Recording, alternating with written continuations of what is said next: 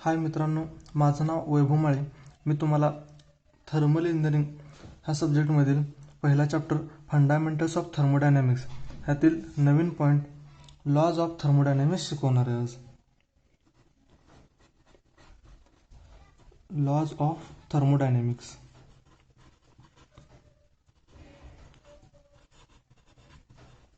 तर लॉ म्हणजे काय हे आपल्याला माहिती असणं गरजेचं आहे.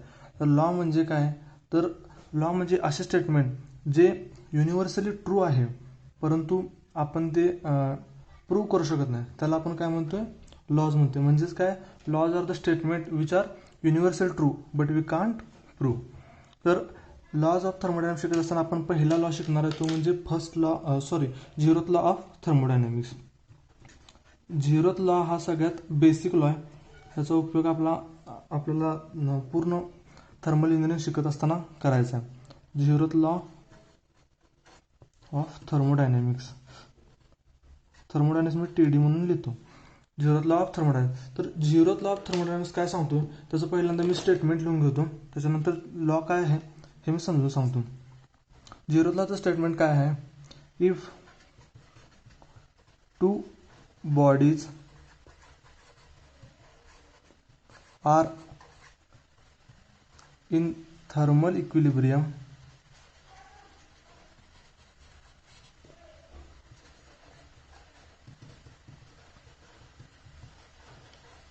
with third body, then they are in thermal equilibrium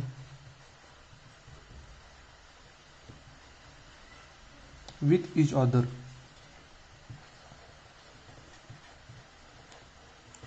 बघा काय सांगतो झिरोथला, if two bodies are in thermal equilibrium with third body then they are in thermal equilibrium with each other. आता थर्मल इक्विलिब्रियम म्हणजे काय, थर्मल इक्विलिब्रियम ही term म्हणजे काय हे माहिती असणं गरजेचं आहे. समजा थर्मल इक्विलिब्रियम समजायसाठी मी पहिल्यांदा एक डायग्राम ड्रॉ करतो. समजा ही एक बॉडी आपण घेतली, ही बॉडी ए बॉडी आहे आणि ही बॉडी बी बॉडी.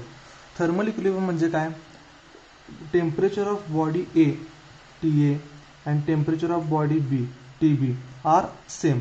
म्हणजे टेम्परेचर TAचं समजा मी 50 डिग्री सेंटीग्रेड घेतलं तर TBचं टेम्परेचर किती असणार आहे, 50 डिग्री सेंटीग्रेड. जर दोन्हीचं टेम्परेचर जर सेम असेल तर मी काय म्हणणार आहे, if A and B R in thermal equilibrium. तर आता स्टेटमेंट काय सांगते बघा, if two bodies are in thermal equilibrium with third body. म्हणजे मी 3 बॉडी घेतल्या, A B आणि थर्ड बॉडी C घेतली. इफ टू बॉडी कुठल्या A आणि B. If two bodies are in thermal equilibrium with third body म्हणजे thermal equilibrium A आणि B ह्या दोन बॉडी थर्मल इक्विलिब्रियम मध्ये कुणाच्या आहेत तर Cच्या आहेत. मग थर्मल इक्विलिब्रियम मध्ये म्हणजेच काय म्हणलो होतं आपण, म्हणजे काय येणार इथं पहिलं TA is equals to TC आणि दुसरं काय येणार TB is equals to TC. If two bodies are in thermal equilibrium with third body म्हणजे A आणि B थर्मल इक्विलिब्रियम विथ Cच्या आहेत, then they are in thermal equilibrium with each other. म्हणजे A आणि B काय असणार आहेत, मग थर्मल इक्विलिब्रियम इच अदर असणार आहेत. म्हणजेच काय TA is equals to TB असणार. म्हणजेच काय, जर A आणि B हा इक्विलिब्रियम विथ C असतील तर A आणि B ह्या सुद्धा इक्विलिब्रियम मध्ये असणार. हा काय सांगतोय आपण झिरोथ लॉ ऑफ थर्मोडायनॅमिक्स. म्हणजेच काय, तर A आणि B हे दोघेजण Cचे भाऊ असतील तर A आणि B हे दोघेजण एकमेकांचे भाऊ असणार आहेत. तर हा झाला झिरोथ लॉ ऑफ थर्मोडायनॅमिक्स. त्याच्यानंतर आपण बघूया फर्स्ट लॉ ऑफ थर्मोडायनॅमिक्स. आता फर्स्ट लॉ काय सांगतोय हे आपण बघायचं आहे. First law of thermodynamics.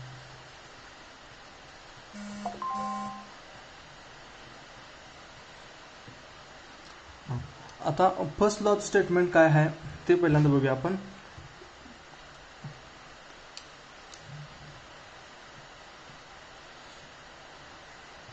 In A cyclic process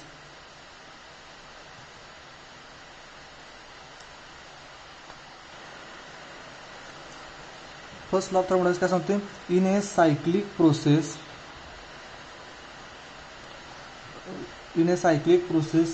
net heat transfer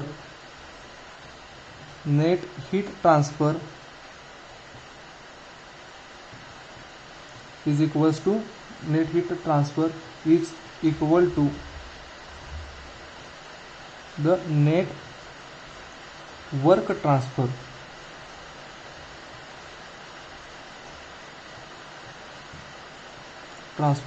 for closed system.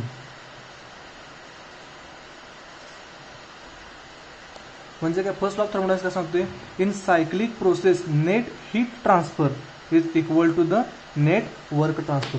आता हीट ट्रान्सफर म्हणजे काय हे आपण प्रेशर कुकरच्या एक्झाम्पलमध्ये आपण हीट ट्रान्सफर म्हणजे काय ते बघितले आणि वर्क ट्रान्सफर म्हणजे काय सुद्धा आपण बघितले. तर हीट ट्रान्सफर, हीटसाठी आपण कोणता सिंबल वापरतो तर क्यू वापरतो आणि वर्कसाठी आपण काय वापरतो तर वर्कसाठी डब्ल्यू वापरतो आपण.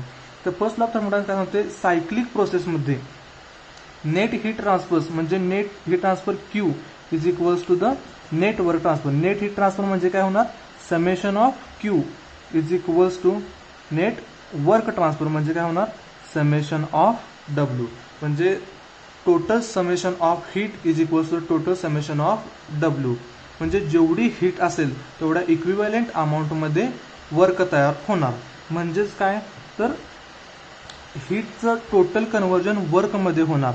म्हणजे इथं एनर्जी लॉस होणार नाही, हीट लॉस होणार नाही. म्हणजेच काय सांगायचं नाही तर no loss of heat.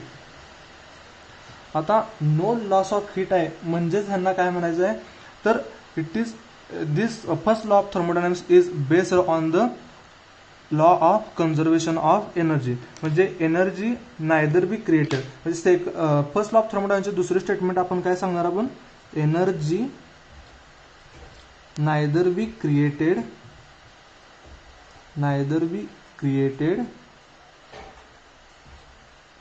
Nor be destroyed. It is converted from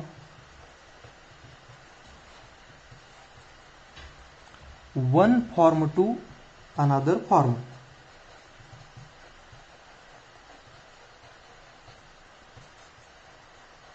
म्हणजेच काय, एनर्जी नायदर बी क्रिएटेड म्हणजे इथं एनर्जी क्रिएट झाली का कोणती नाही, नॉर बी डिस्ट्रॉय झाली का नाही. तर टोटल क्यूचं कन्वर्जन टोटल डब्ल्यू मध्ये झालं. Energy converted from one form to another form. हीटचं कन्वर्जन वर्क मध्ये झालं. ह्यालाच काय म्हणायचं आपण, first law of thermodynamics for close system. Close सिस्टमसाठी हा फर्स्ट लॉ ऑफ थर्मोडायनामिक्स काय झाला, summation of Q is equals to summation of W. त्याच्यानंतर आपण पुढचा लॉ शिकणार आहे तो म्हणजे second law of thermodynamics.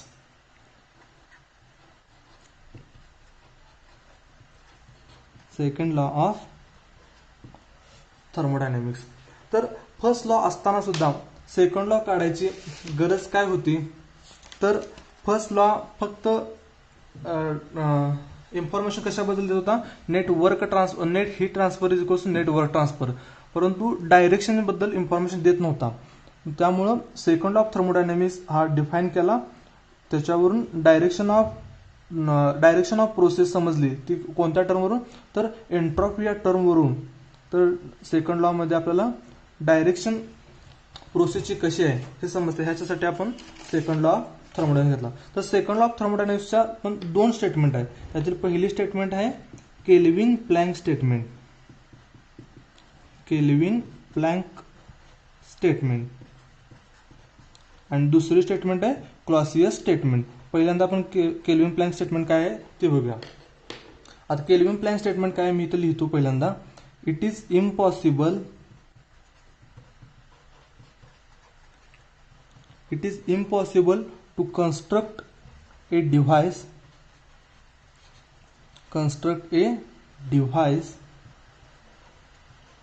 which produce work continuously. It is impossible to construct a device which produce work continuously while exchanging heat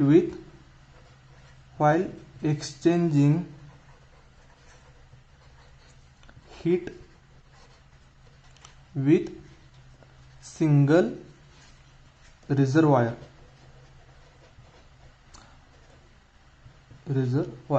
आता काय सांगितले केल्विन प्लॅंक स्टेटमेंट काय म्हणते, it is impossible to construct a device which produce work continuously while exchanging heat with single reservoir. त्यासाठी आपल्याला reservoir म्हणजे काय हे माहिती असलं पाहिजे. तर आपल्याला दोन टर्म माहिती पाहिजे, सोर्स म्हणजे काय आणि रिझर्वायर म्हणजे काय. तर सोर्स म्हणजे काय तर बघा, आता समजा मी हीट सोर्स ह्याला कधी म्हणणार, त्याच्यामधून मी पाहिजे तेवढी हीट काढून घेऊ शकतो आणि त्याच्या घेतल्यानंतर सुद्धा त्याच्यातली हीट काय कमी होत नाही. म्हणजे it is type of reserve. Source सुद्धा हे एक रिझर्व आहे. It is type of reservoir which can supply any amount of heat without undergoing temperature change. म्हणजे आता सोर्स एक्झाम्पल मी काय घेणार, एक्झाम्पल एक सांगतो मी. एक्झाम्पल काय असणार आहे, सन ही एक सोर्स आहे. म्हणजे त्यातून आपण हीट किती जरी काढून घेतली तरी सनचं टेम्परेचर काय चेंज होत नाही. आणि दुसरी टर्म एक घेणार आहे आपण सिंक किंवा रिझर्वायर म्हणलं आपण त्याला. आता सिंक आणि रिझर्वायर म्हणजे काय तर it is type of reservoir which can absorb any amount of heat. म्हणजे हे किती पण अमाऊंट ऑफ हीट ऍब्सॉर्ब करू शकते व्हाईल अंडरगोईंग विदाउट टेम्परेचर चेंज. म्हणजे ह्याचं टेम्परेचर चेंज न होता तर ते हीट ऍब्सॉर्ब करून घेऊ शकते. तर त्याचं एक्झाम्पल काय येणार आहे बरं, सिंकचं एक्झाम्पल असणार आहे ऍटमॉस्फिअर. ऍटमॉस्फिअरला आपण किती हीट दिली तरी सुद्धा ते ऍब्सॉर्ब करू शकते. दुसरं एक्झाम्पल काय येणार आहे त्याचं, रिव्हर येणार आहे. रिव्हरमध्ये आपण किती पण हीट ऍब्सॉर्ब करू शकते, त्याचं टेम्परेचर चेंज होत नाही. लेक हे सुद्धा येणार आहे कशाचं एक्झाम्पल, सिंकचंच एक्झाम्पल येणार आहे. तर आपण स्टेटमेंट काय सांगतो हे पहिल्यांदा बघूया. आता it is impossible to construct a device which produce work continuously while exchanging heat with single reserve. म्हणजे समजा हा मी एक सिंगल रिझर्वायर सांगितलंय. आता सिंगल रिझर्वायर हा टेम्परेचर मी ह्या T1चा एक रिझर्वायर घेतला आणि it is impossible construct device. आता एक मी डिव्हाइस घेतलं, हे it is impossible construct a device. हे डिव्हाइस मी घेतले which produce work continuously. Which produce work म्हणजे हे वर्क कंटिन्युअसली घेते exchanging heat with single reservoir. म्हणजे हा एक सिंगल रिझर्वायर घेतला, ह्याच्यातून मी हीट क्यू एवढी घेतली ह्या डिव्हाइसला आणि ते वर्क काय प्रोड्यूस करते W. म्हणजे इट इज इम्पॉसिबल, असं एक डिव्हाइस तयार करणं इम्पॉसिबल आहे की जे हीट एका रिझर्वायरकडून घेते आणि ते डायरेक्ट वर्कमध्ये कन्व्हर्ट करते while exchanging heat with single reservoir. Kelvin plank statement काय सांगते तर इट इज इम्पॉसिबल, असं डिव्हाइस तयार करणं इम्पॉसिबल आहे जे हीट एका रिझर्वायरकडून घेऊन ते डायरेक्ट त्याचं वर्कमध्ये कन्व्हर्जन करते. म्हणजे एकच रिझर्वायर असणं. तर हे स्टेटमेंट काय असं इम्पॉसिबल आहे म्हणून सांगितले. तर पॉसिबल स्टेटमेंट काय आहे तर ते बघा, समजा हे एक रिझर्वायर आहे T1, ह्याचं टेम्परेचर आहे, ह्यातून हीट एवढी घेतली क्यू अमाऊंट ऑफ, त्याचं वर्क तयार केलं आणि समजा इथं दुसरा एक रिझर्वायर आहे, त्याचं टेम्परेचर T2 आहे. तर हे असं एक डिव्हाइस आणि ह्या डिव्हाइसला काय म्हणतोय आपण, हीट इंजिन. हे एक डिव्हाइस आहे. हे हीट इंजिन हे डिव्हाइस काय करते तर T1 ह्या हाय टेम्परेचर सोर्स रिझर्वायरपासून क्यू अमाऊंट ऑफ हीट घेते, त्यातलं some amount of heat W work तयार करण्यासाठी यूज करते आणि राहिलेली हीट काय करतोय T2 ह्या रिझर्वायरला सेंड करते. म्हणजे केल्विन प्लॅंक स्टेटमेंटवरून काय सांगायचं आहे, it is impossible to construct an a heat engine which can take heat from a single reservoir and produce equivalent amount of work. म्हणजे एकाच रिझर्वायरपासून हीट घेऊन त्याचं वर्क तयार करणं अशक्य आहे, हे काय सांगते केल्विन प्लॅंक स्टेटमेंट सांगते.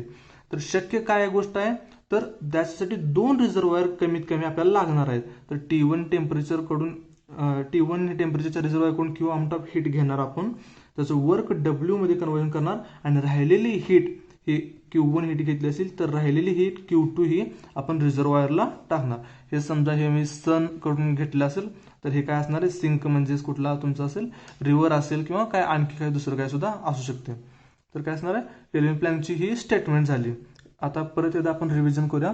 It is impossible to construct a device which can produce continuous work produce केला असं डिव्हाइस तयार करणं इम्पॉसिबल आहे while exchanging with the single reservoir करून हीट वर्क तयार केला असं डिव्हाइस तयार करणं इम्पॉसिबल आहे, म्हणजे हे होणार नाही असं कोणाला सांगायचं आहे, केल्विन प्लँकला सांगायचं आहे. तर होणार आहे काय, तर हे हीट इंजिन हे एक डिव्हाइस आहे. हीट इंजिन काय करते, तर टेम्परेचर T1 ह्या रिझर्वायर कडून Q amount of heat Q1 amount of heat घेऊन W वर्क तयार करते आणि राहिलेली Q2 अमाऊंट ऑफ हीट रिझर्वायरला सप्लाय करते. तर हे केल्विन प्लँक स्टेटमेंट झाली. त्याच्यानंतर दुसरी स्टेटमेंट आहे सेकंड लॉ ऑफ थर्मोडायनॅमिक्सची, ती आहे क्लॉसियस स्टेटमेंट. आता क्लॉसियस स्टेटमेंट काय सांगते हे आपण बघूया.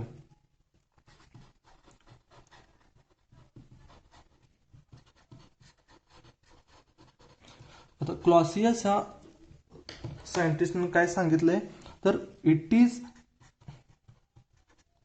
Impossible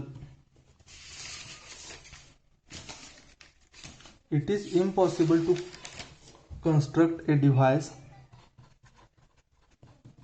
It is impossible to construct a device which operate on a cycle and transfer heat from low temperature body to high temperature body without external energy source.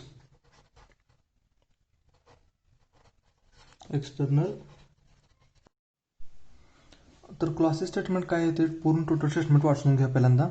It is impossible to construct a device which operates on a cycle and transfer heat from low temperature body to high temperature body without external energy input.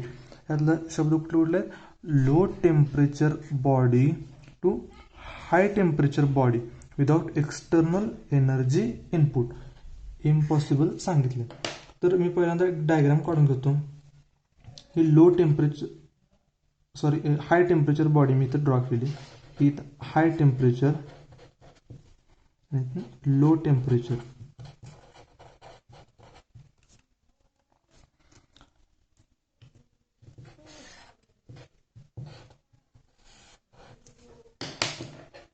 हे एक device घेतलं आपण.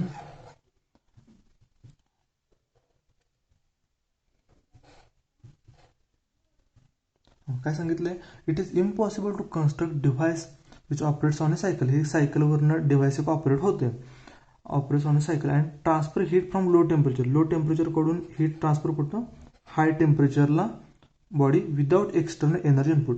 म्हणजे हे असं एक device तयार करणं इम्पॉसिबल आहे जे लो टेम्परेचरकडून हीट घेते आणि हाय टेम्परेचर हीट होते. तर आपल्याला माहिती आहे हीट ट्रान्सफर हे 3 मोड्सने होत असते, कंडक्शन, कन्व्हेक्शन आणि रेडिएशन. हे मोड्स ऑफ हीट ट्रान्सफर आहेत आपल्याला. हे कंडक्शन, कन्व्हेक्शन आणि रेडिएशन हे 3 मोड्स ऑफ हीट ट्रान्सफर आहे.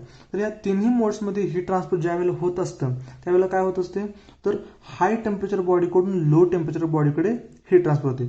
कुठेही बघितलं तरी हाय टेम्परेचरकडून लो टेम्परेचरकडे हीट ट्रान्सफर होत असते, नॅचरली हीट ट्रान्सफर होत असताना.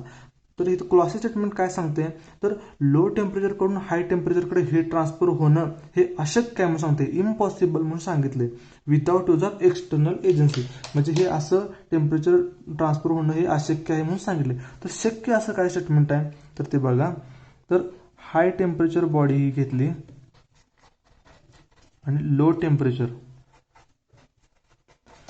टेम्परेचर कडून हाय टेम्परेचर बॉडीकडे हीट केव्हा ट्रान्सफर होईल, फक्त आणि फक्त त्याला एक्सटर्नल एनर्जी इनपुट लावला, एनर्जी इनपुट म्हणजेच वर्क इनपुट लावला तरच लो टेम्परेचर कडून हाय टेम्परेचरकडे हीट ट्रान्सफर होईल.